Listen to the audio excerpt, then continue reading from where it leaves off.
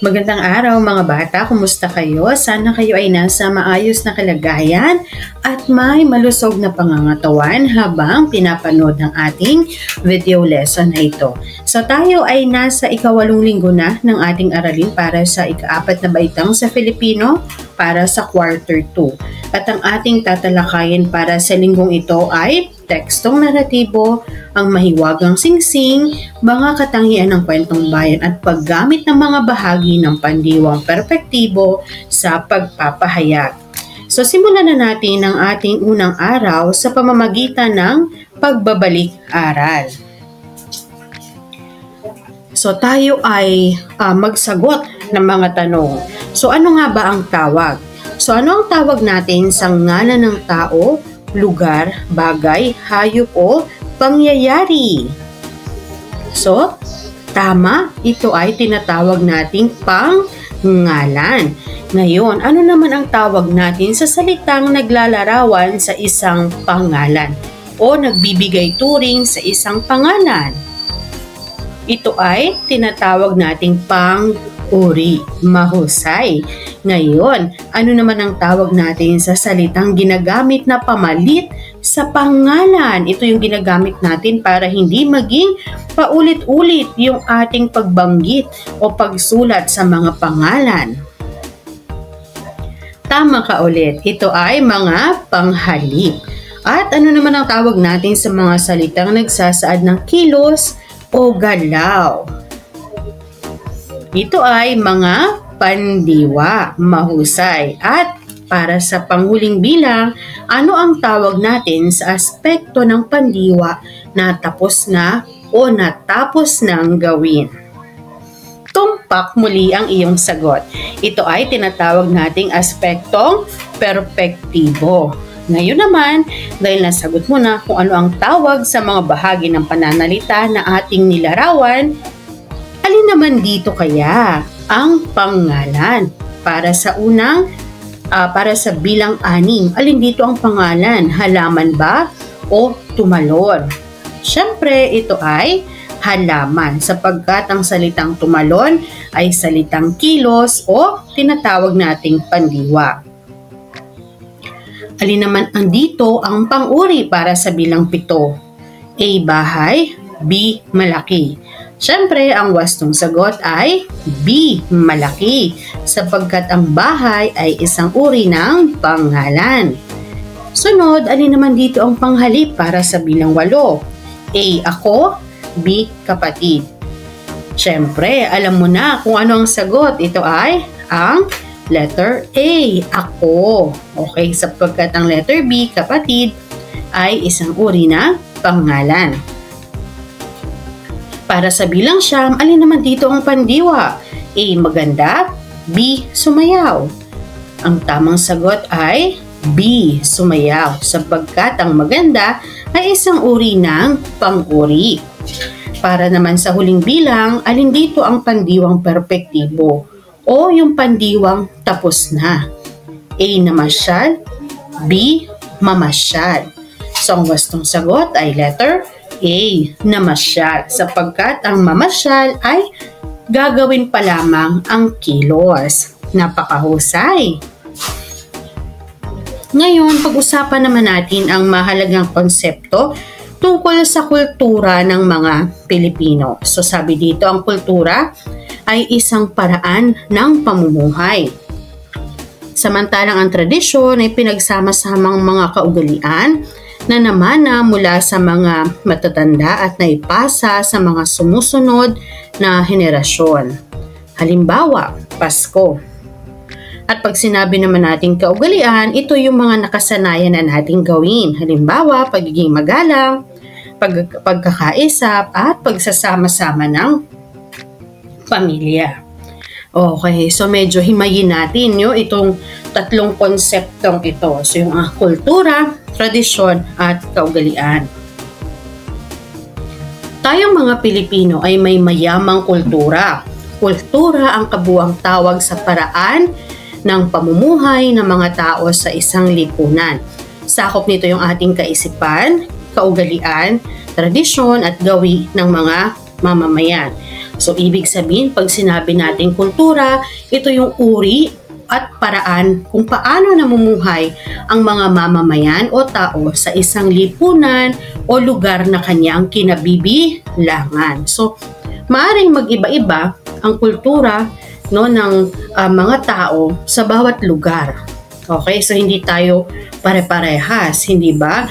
Sapagkat, halimbawa, ang mga Caviteño may sarili silang kultura kumpara sa mga kapatid naman natin na taga Zamboanga o taga Davao. Kasi mayroon tayong iba't ibang uri ng pamumuhay. Pero tayo bilang isang buong bansa, meron din tayong pangkalahatang kultura na tinatawag na tayo lang ang mayroon at wala naman yung ibang bansa. Ayan. Okay. So, sunod naman, ang kaugalian ay anumang nakasanayang gawin.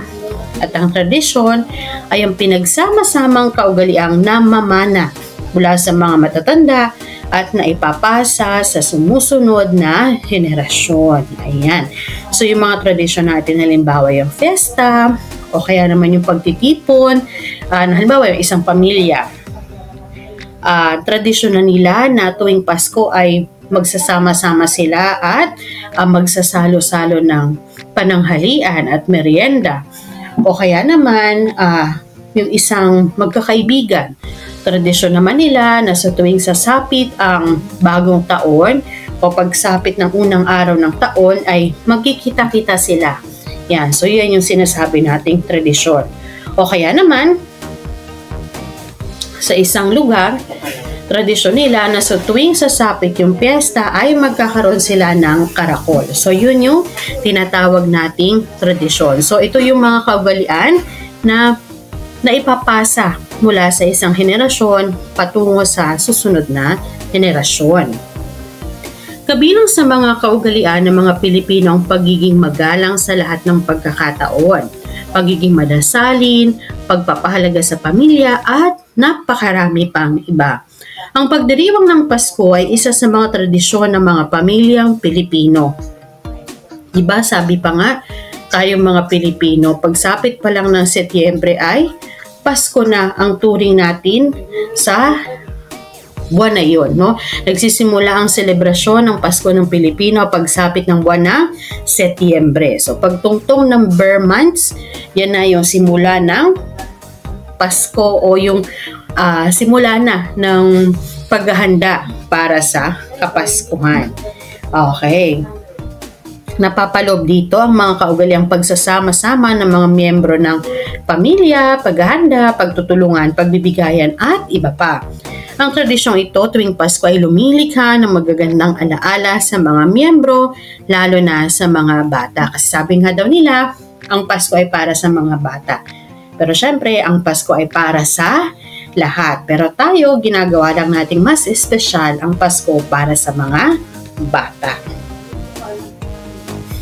Mahalagang pag-aralan ang kultura ng mga Pilipino dahil ito ay pagkakakilanlan natin sa buong mundo. At ito rin ang nagbubuklod at gumagabay sa atin. So, di ba, mas madaling magkakakilala yung mga Pinoy kapag halimbawa na bumanggit lang ng isang salita. Alam natin yung tono, no, yung accent ng pagsasalita nating mga magkababayan. Kaya madali nating makakilala o makilala yung kapwa natin Pilipino kapag nasa ibang bansa.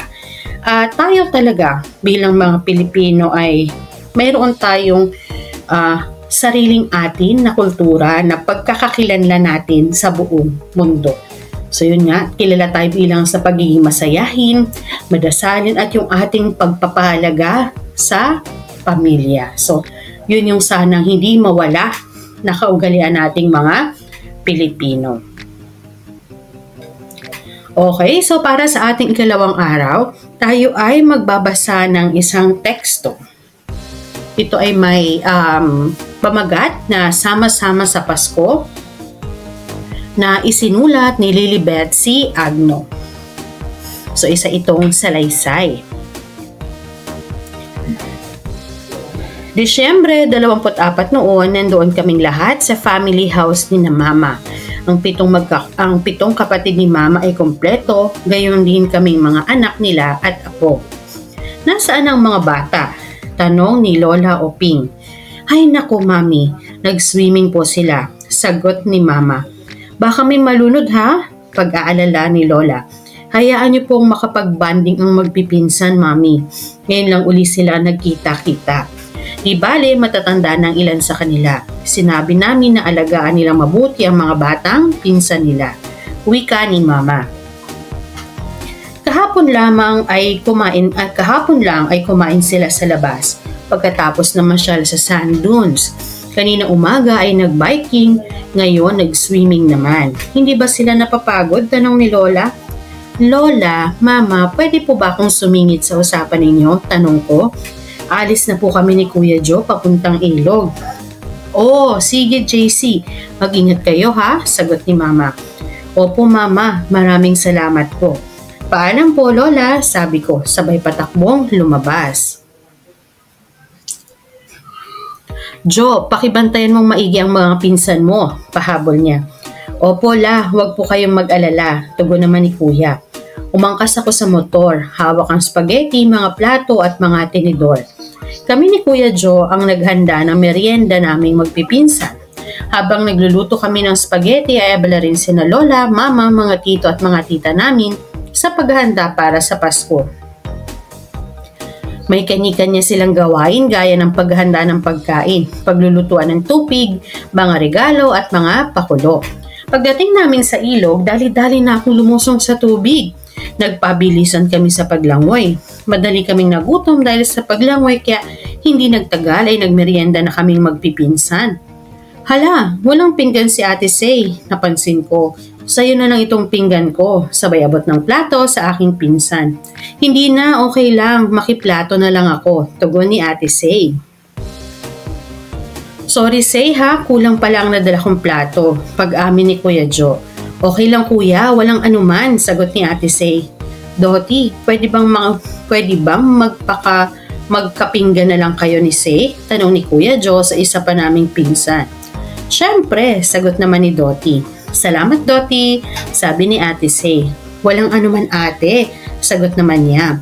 Kaming magpipinsan ay napakalapit sa isa't isa para kaming magkakapatid. Kaya sobrang saya namin kapag kami ay magkakasama. Kung ano-anong katuwaan ang naiisip namin. Dapit hapon na nang makauwi kami sa bahay.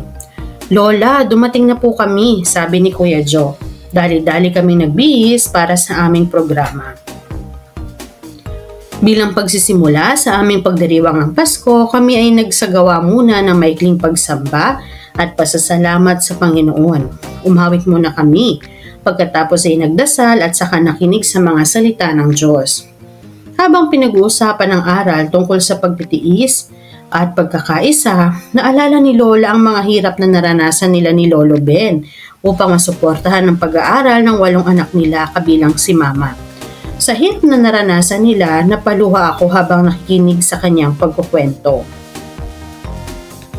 Bilang pagtatapos ng aming pasasalamat at pagsamba, binuksan ni Papa ang Biblia at binasa niya ang awit 133 verso 1. Napakaligaya at kahanga-hanga sa ating paningin ang nagkakaisa at laging sama-sama na magkakapatid. Sa pangunguna ni Papa, sama-sama kami nagpasalamat sa Diyos dahil sa masaya naming pamilya at sa mga natanggap naming biyaya. Mano po Lola, mano po Mama, Papa, mano po Tito, Tita. Nagunahan kami sa pagmano at pagyakap sa kanila pagkatapos naming manalangin. Merry Christmas! Halos sabay-sabay kaming sumigaw. Nag-family picture kami. Kami rin ay masayang naglaro at kumain. Lubos na natuwa ang lahat ng mga pakulo. Kami rin ay masayang naglaro at kumain. Lubos na natuwa ang lahat. Ang mga magulang namin ay nagbigay rin ng kanilang regalo sa bawat isa sa amin. Pagkatapos ay nag-awitan kami ng mga kantang Ilocano na natutuhan namin sa aming mga magulang. Tinugtog namin ang piano, gitara at ang mga ukulele. Itinitigil namin ang pag-awit kung may nangangaroling sa tapat ng aming bahay. Anong saya namin! Sa tingin ko, si Lola ang pinakamasaya. Siya ang may pinakamaraming regalo mula sa kanyang 8 anak. mga manugang at higit na 10 apong pare-parehong nakipagsaya sa Crisostomo Family Reunion sa araw ng Pasko. Ngayon, nagustuhan mo ba yung ating kwento, yung ating salaysay? At alin sa bahaging ito ang iyong nagustuhan? So, maaari mo bang ibahagi ito sa amin? Okay. So, ngayon naman, ating kilalanin yung ating mga tauhan at yung kanilang ipinakitang katangian, no? Mula sa kanilang mga pahayag sa ating salaysay. So, si Lola Oping mula sa kanyang pahayag ay masasabi nating maalalahanin, hindi ba? Sinisiguro niya na laging ligtas yung kanyang lahat ng mga apo at hindi mapapahamak sa kanilang mga gagawin o ginagawa. Si JC naman, batay sa kanyang mga pahayag, ay masasabi nating magalang. Gayon din, maalalahanin at mapagparaya. Diba? Mapagbigay. So, binagbigay na lamang niya yung kanyang plato sa kanyang pinsan. Sa halip na gamitin niya ito. Si Say naman ay maunawain. So, naunawaan niya na kulang yung plato na nadala at mapagpasalamat doon sa kanyang pinsan na pumayag na makipaghati sa kanya ng pinggan. Okay, so si Dottie naman ay ganun din, no? Maunawain din siya doon sa sitwasyon na mayroon sila. Si Joe naman ay mapagkumbaba at magalang. At syempre, ang lahat sa pamilya ni Lola Oping, lahat ng kanyang apo at ng kanyang mga anak ay masasabi nating mga malalambing, hindi ba? Lahat sila ay magiliw at magalang sa kanilang Lola Oping. Batay naman sa kanilang kilos ng ating mga tauhan, so si JC at Joe, masasabi nating masipag sila sapagkat sila yung naghanda ng merienda ng magpipinsan. So yung iba pang mga miyembro ng pamilya, so sila naman ay matulungin at nakikiisa. Sapagkat sa panahon na yun, may kanya-kanyang silang toka na mga gawain at lahat ng iyon ay kanilang ginawa ng may sigla at pagkakaisa. So, ganun din, masasabi natin sila ay relihiyoso o madasalin sapagkat hindi nila nakalimutan na magpasalamat at magpuri sa Panginoon sa kanilang mga biyayang natanggap. At ganun din, kasabay nito yung kanilang pagiging mapagpasalamat. At naipakita rin sa pamamagitan ng kanilang pagbibigayan ng regalo yung kanilang pagiging mapagbigay. So binabahagi nila kung ano yung biyaya na mayroon sila. At yung magpipinsan, masasabi natin na sila ay lahat na magalang at malambing sapagkat sila ay naguunahan sa pagmano at pagyakap sa kanilang mga tiyo at tiya. Ganon din sa kanilang lola. Okay, so ito ay maaring gawin kasama ng inyong kamag-aral. So, ano ba yung kaugalian sa araw-araw na buhay ng mga Pilipino na naipakita sa salaysay? At ano-anong kaugalian sa Pasko ang naipakita sa salaysay? So, kasama doon yung pagsasalo-salo ng pamilya, pagbibigay pugay sa Panginoon, pagdarasal. At ano pa ba yung alam mong mga kaugalian o tradisyon ng mga pamilyang Pilipino tuwing Pasko? So bukod dito, baka may iba pa kayong alam na tradisyon na ginagawa ng mga pamilya o pwede yung sama-samang pagsisimba o pagkumpleto sa simbang gabi, maaari din yun. Pwede rin naman yung pagsama-sama-samang pagkain ng puto bongbong at bibingka pagkatapos ng simbang gabi. So magbigay ng isang salita o pahayag na paglalarawan mo sa pamilyang Pilipino at ipaliwanag mo ito. So napakaraming salita na maaari nating iugnay sa pamilyang Pilipino. So bigyan mo na lamang ito ng paglalarawan at paliwanag. Okay, para sa atin namang sumunod na aralin, ito naman yung pagbibigay ng angkop na pananalita o paggamit ng magagalang na pananalita. Okay, so dito naman, meron tayong iba't ibang sitwasyon at yung mga magagalang na pananalita na dapat nating gawin o sabihin. At mayroon din tayong iba pang mga angkop na pananalita na maaari nating gamitin bilang pagpapakita ng paggalang. So halimbawa, pagsali sa usapan ng matatanda. So sabi dito, Lola, Mama, pwede po ba akong sumingit sa usapan ninyo?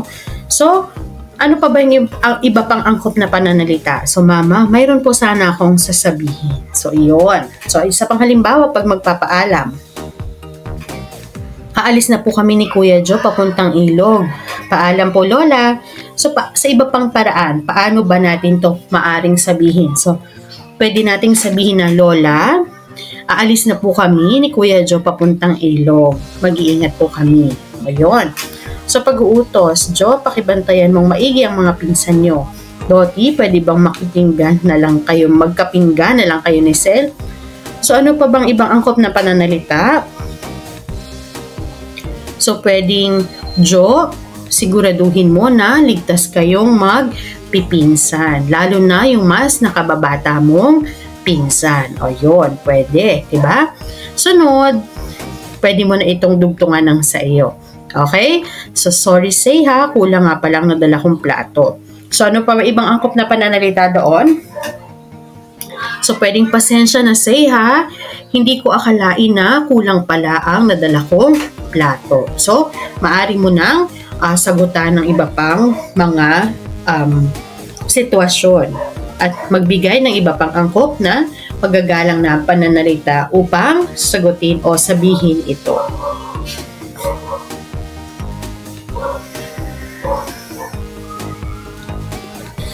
So, ano ba yung sasabihin mo kung ikaw ang nasa sitwasyon? Sabihin ng maayos ang pahayag at lapatan din ng angkop na kilos o galaw ng katawan at ekspresyon ng mukha. So, halimbawa, gusto mong matikman ng pagkain ng iyong kaklase, subalit hindi mo mahintay na bigyan ka. So, ano pwede mong sabihin doon? So, halimbawa, ang pangalan niya ay Juan. So, pwede mo mong sabihin na, Juan, pwede ko bang matikman yung iyong pagkain? Mukha kasing masarap. Baka pwede mo akong bahaginan ng kaunti. Yan. So, nasa maayos pa rin at magalang na paraan pa rin ng pananalita. Yung paghingi mo ng pagkain. Sunod, aalis ka na ng bahay papuntang paaralan. Nasa labas ng bahay ang iyong lolo. So, paano ka magpapaalam? So, pwede mo sabihin, Lo, papasok na po ako sa paaralan. O, papasok na po ako sa school, Lo. Ingat po kayo dyan. Magkita po tayo mamaya pag-uwi. So, ganun yung halimbawa natin ng pagsagot ng paggamit ng mga magagalang na pananalita at angkop na pananalita sa iba't ibang sitwasyon. So, maaari mo nang sagutin ang mga sitwasyon para sa bilang 3 hanggang 10. Para naman sa ikatlong araw, so dito naman ay ating bibigyang pansin ang pang-abay na pamaraan. So ano ba yung pang-abay na pamaraan? Paano ba ito ginagamit? At saan-saan ba ito ginagamit? Okay, so bago yan, basahin muna natin ang isang teksto na sulat ni Lilibet C. Agno para sa mga anak. So parang ito yung karugtong, no, o may kaugnayan doon sa una nating binasa na salaysay. Naalala ni Lola Uping ang mga hirap na naranasan nila ni Lolo Ben upang masuportahan ang pag-aaral ng 8 anak nila, kabilang si Mama. Minsan, kahit may parating na bagyo, nangisda pa rin kami ng lolo ninyo. Kailangan pa rin namin kumita ng perang panggastos at allowance para sa linggong iyon, pagsisimula ni Lola. Nilagay ni Lolo ninyo ang ilang lambat sa mababaw na bahagi ng ilog upang matulungan ko siya sa pagtanggal ng mga mahuhuling isda. Ang iba naman ay iniligay niya sa mas malalim na bahagi ng ilog. Tuwang-tuwa kami dahil napakarami naming nahuling isda. Hindi nga nagkasya ang aming malaking sisidlan. Nawili kami ng sobra sa pagtanggal ng mga isda sa mga lambat kahit madilim na noon at flashlight lamang ang ilaw namin. Hindi namin namalayan na unti-unti na palang tumataas ang tubig sa ilog. Hindi naman kasi umulan sa kinaroroonan namin, subalit umulan daw pala ng malakas sa iba-iba pang puok na dinadaanan ng ilog, kaya mabilis na lumaki ito. Dali-dali naming tinanggal ang mga lambat dahil baka masira o tangayin ng malakas na agos. Parang Christmas tree ang mga lambat ng iahon namin sa tubig dahil sa dami ng mga nakasabit na bukto sa mga ito. Iniwan muna namin ang mga lambat sa pampang at binalikan namin ang mga nasa mas malalim na bahagi ng ilog. Ngunit hindi na namin nagawang kunin ang mga iyon dahil nakita na namin na lumaki ng bigla ang ilog. Nagmadali na kaming bumalik sa pampang upang hindi kami maanod o malunod. Naabot na rin ng tubig ang mga lambat na iniwan namin sa pampang, pati na ang mga nahuling isda, hanggang sa tuluyan ang tinangay ng rumaragas ang tubig ang mga ito. Napakalakas at napakalaki na ng tubig. Mabuti na lang at hindi kami naanod at nalunod. Naligtas kami, ngunit wala kaming naiuwi kahit isang lambat o isang kapirasong isda. Halos hindi na kami nakatulog sa gabing iyon dahil sa lungkot, ngunit nagpasalamat pa rin kami sa Diyos dahil hindi niya kami pinabayaan. Naiiyak na kwento ni Lola. Hindi ko na rin napigilang umiyak dahil sa narinig kong kwento ni Lola. So pansinin natin yung talahan na yan o yung chart na nakikita ninyo. Mayroon tayong mga column dito, pariralang pang-abay, salitang kilos o yung pandiwa, at naglalarawan sa salitang kilos na tinatawag nating pang-abay. Nandoon din ang ayos ng parirala at maari pa nitong iba pang ayos. So una, nagmamadaling bumalik. Ang pandiwa natin ay bumalik. At paano sila bumalik? Nagmamadali.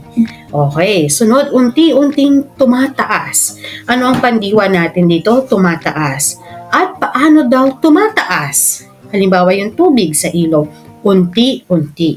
Sunod, mabilis na lumaki. Ang pandiwa natin ay lumaki. At paano daw, no, yung paglaki na nangyari? So, naging mabilis na lumaki. No, yung halimbawa yung maaring alon, yan, o yung tubig.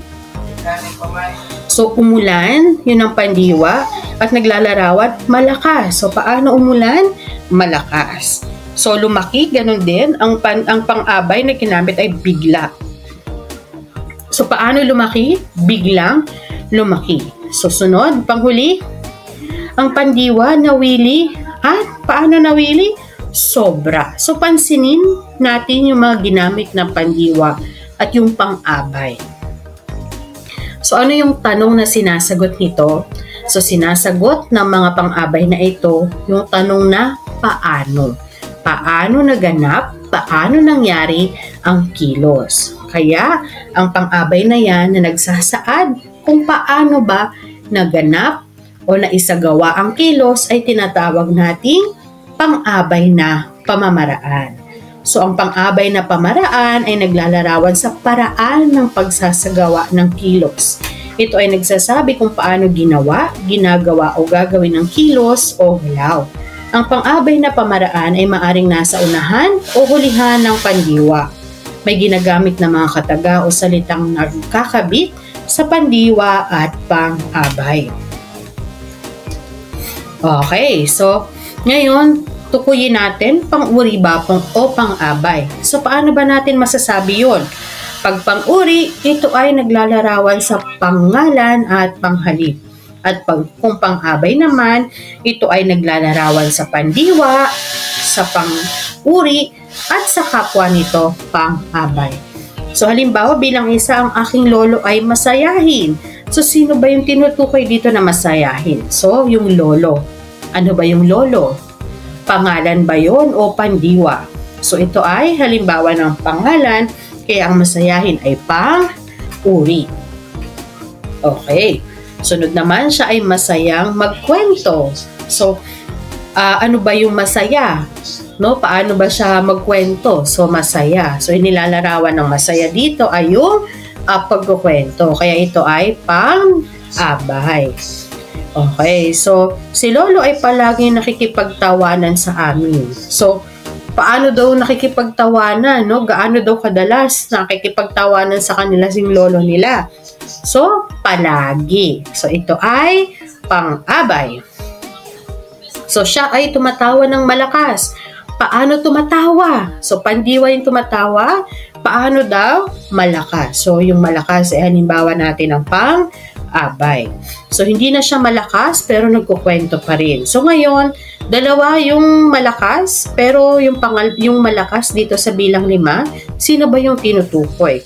So, siya. Di ba? So, siya ay isang panghalip kaya yung malakas dito ay pang-uri. Okay.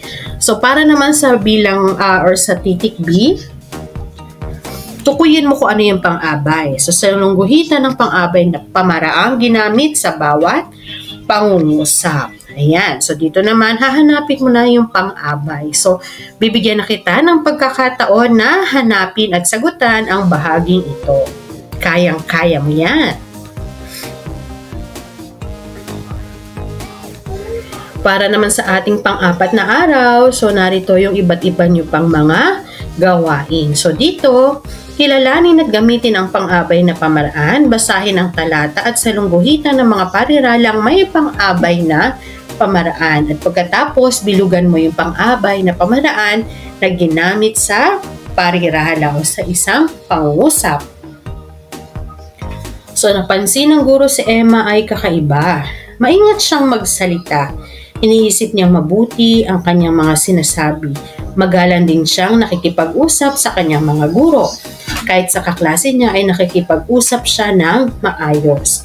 Hindi rin siya sumisigaw. Mababa lang ang kanyang tono. Malambing pa siyang magsalita.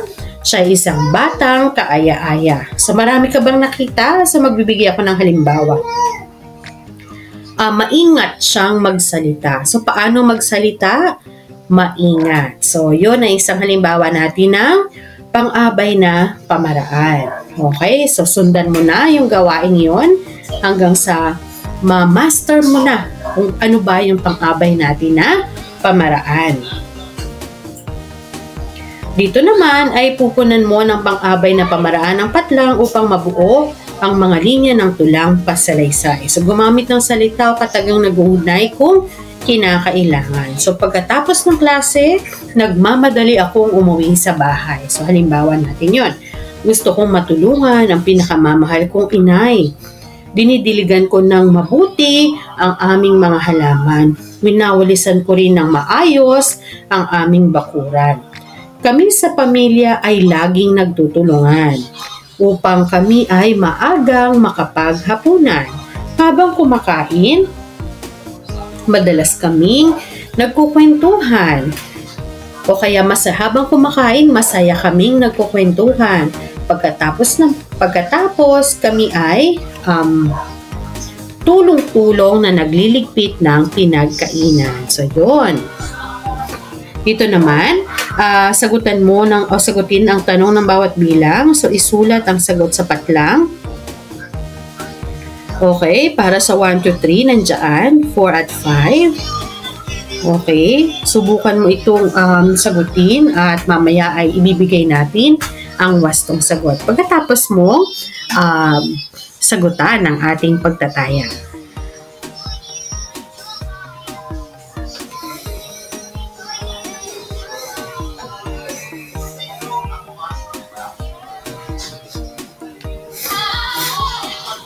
At dito na nagwawakas ang ating aralin para sa Filipino para sa ika-8 linggo ng quarter 2. Maraming salamat sa inyong pagtutok at maraming salamat sa patuloy na panonood at pagsuporta sa ating mga video lesson. So, nawa ay may natutunan kayo sa ating aralin para sa linggong ito. Ako si Teacher Aisa. Maraming salamat. Paalam!